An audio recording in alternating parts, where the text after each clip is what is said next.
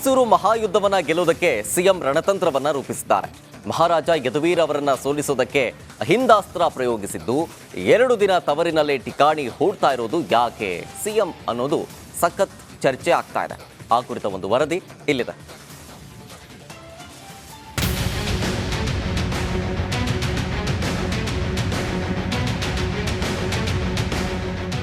ಎರಡು 2024ರ ಲೋಕಸಮರಕ್ಕೆ ಬಿಜೆಪಿ ಮೈಸೂರು ಮಹಾರಾಜರನ್ನೇ ಕಣಕ್ಕಿಳಿಸಿದ್ದು ಕಾಂಗ್ರೆಸ್ ಪಾಳ್ಯದಲ್ಲಿ ತಳಮಳ ಶುರುವಾಗಿದೆ.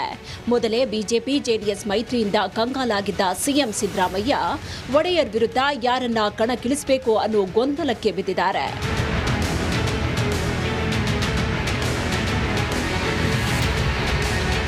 ಯದುವೀರ್ಗೆ ಟಿಕೆಟ್ ಸಿಗ್ತಾ ಇದ್ದಂತೆ ತವರು ಕ್ಷೇತ್ರ ಗೆಲ್ಲುವುದಕ್ಕೆ ಸಿದ್ದರಾಮಯ್ಯ ರಣತಂತ್ರ ಬದಲಿಸಿದ್ದು ಒಕ್ಕಲಿಗ ಅಹಿಂದ ಮತಗಳನ್ನ ಒಗ್ಗೂಡಿಸೋದಕ್ಕೆ ಕೈಪಡೆ ತಂತ್ರಗಾರಿಕೆ ಹೆಣಿತಾ ಇದೆ. ಈ ಕಾರಣದಿಂದಲೇ ಇವತ್ತು ಮತ್ತು ನಾಳೆ ಸಿಎಂ ಮೈಸೂರಿನಲ್ಲೇ ವಾಸ್ತವ್ಯ ಹೂಡ್ತಾ ಇದ್ದು ಮಾಜಿ ಶಾಸಕ ವಾಸು ಪುತ್ರ ಕವೀಶ್ ಗೌಡಗೆ ಗಾಳ ಹಾಕಲಾಗಿದೆ.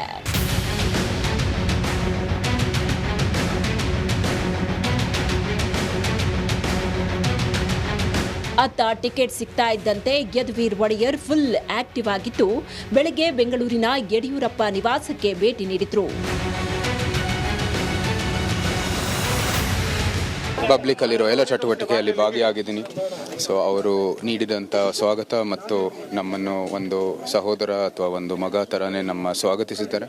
ಅದಕ್ಕಾಗಿ ನಾವು ನಿಜವಾಗ್ಲೂ ಚಿರಋಣಿಯಾಗಿದ್ವಿ. ಸೊ ಆ ಋಣವನ್ನು ತೀರಿಸಲು ಇವತ್ತು ಒಂದು ಅವಕಾಶ ಕೇಳೋದಕ್ಕೆ ಇವತ್ತು ಬಿಜೆಪಿ ಮೂಲಕ ಅದು ನೀಡ್ತಾ ಇರೋದು ಅತ್ಯಂತ ಸಂತೋಷದ ವಿಷಯ. ಮತ್ತು ನಮ್ಮ ಮೈಸೂರಿನ ಅಭಿವೃದ್ಧಿಗಾಗಿ, ಮೈಸೂರಿನ ಸೇವೆಗಾಗಿ ಇವತ್ತು ಒಂದು ದೊಡ್ಡ ಒಂದು ಅವಕಾಶ ಸಿಕ್ಕಿದೆ. ಸೊ ಜನರಿಗೆ ಆ ಒಂದು ಅವಕಾಶ ನೀಡೋದಕ್ಕೆ ನಾನು ಕೇಳ್ಕೊಳ್ತೀನಿ. ಬಿಎಸ್ವೈ ಆಶೀರ್ವಾದ ಪಡೆದ ಬಳಿಕ ಮಲ್ಲೇಶ್ವರಂನ ಕಚೇರಿಗೆ ಭೇಟಿ ನೀಡಿದ ಯದುವೀರ್ ಒಡೆಯರ್ ಹಿರಿಯರ ಮಾರ್ಗದರ್ಶನ ಪಡೆದರು.